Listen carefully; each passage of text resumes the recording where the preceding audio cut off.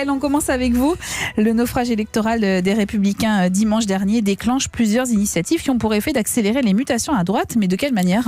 Alors déjà, selon la formule d'un responsable du parti, Laurent Wauquiez est assigné à résidence au siège du parti par Gérard Larcher. Le président du Sénat prend la main depuis dimanche soir, mais il faut savoir aussi qu'il se préparait déjà depuis quelque temps en fait, à déclencher une initiative contre Wauquiez qui a le plus grand mal depuis le début à susciter de l'adhésion parmi les dirigeants de son parti. Homme de synthèse, comme il aime se définir, Larcher veut créer donc une forme de plateforme ressemblant la droite et le centre, rassemblant la droite et le centre en dehors de LR, sur la base des présidents de région et départements. C'est aussi, il faut le dire, une urgence pour lui. Il doit empêcher l'hémorragie des sénateurs LR qui pourraient déstabiliser sa majorité au Sénat. Appel entendu par les barons de la droite avec un aspect un peu surréaliste. Laurent Wauquiez, président de la région Rhône-Alpes-Auvergne, sera présent dans une réunion dont la cause est le mauvais choix de Laurent Wauquiez qui est aussi le président du parti. Mais voilà, la jeune garde s'y met aussi. Les députés comme Aurélien Pradier du Lot ou Pierre-Henri Dumont ne veulent pas laisser aux aînés le monopole du cœur des critiques.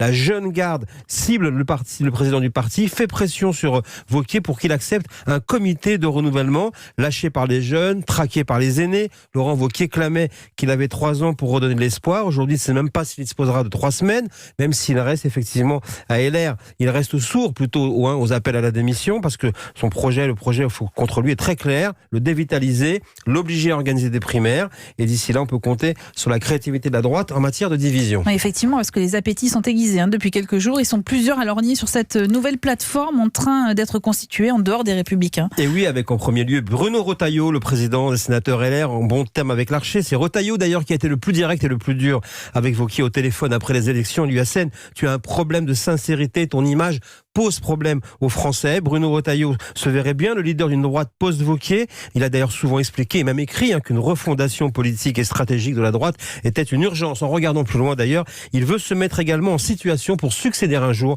à Gérard Larcher à la présidence du Sénat. Il y a ceux dont la voix compte, d'autant qu'il reste discret. François Baroin, par exemple, le président de l'Association des maires de France, n'a jamais écarté la possibilité de jouer un rôle de premier plan. Il n'a jamais d'ailleurs saisi non plus, puisqu'il a préféré se rallier à François Fillon, en train de couler en 2017. Autre discret, Guillaume Pelletier, vice-président de LR, qui attend son heure. Quant à Pécresse et Bertrand, on sait qu'ils préparent chacun leur candidature présidentielle avec des stratégies divergentes d'une génération à l'autre. Ce principe en politique est confirmé à droite. L'union est un combat mortel. Et puis vous vouliez faire une petite précision, Mickaël, à propos de votre chronique d'hier. Oui, pan sur la main, comme on dit. Hier, j'avais dit effectivement qu'il n'y aurait pas de vote après le discours de politique générale le 12 juin. Il y aura bien un vote avec une demande de confiance de la part du gouvernement. Merci beaucoup, Mickaël Darmon. Axel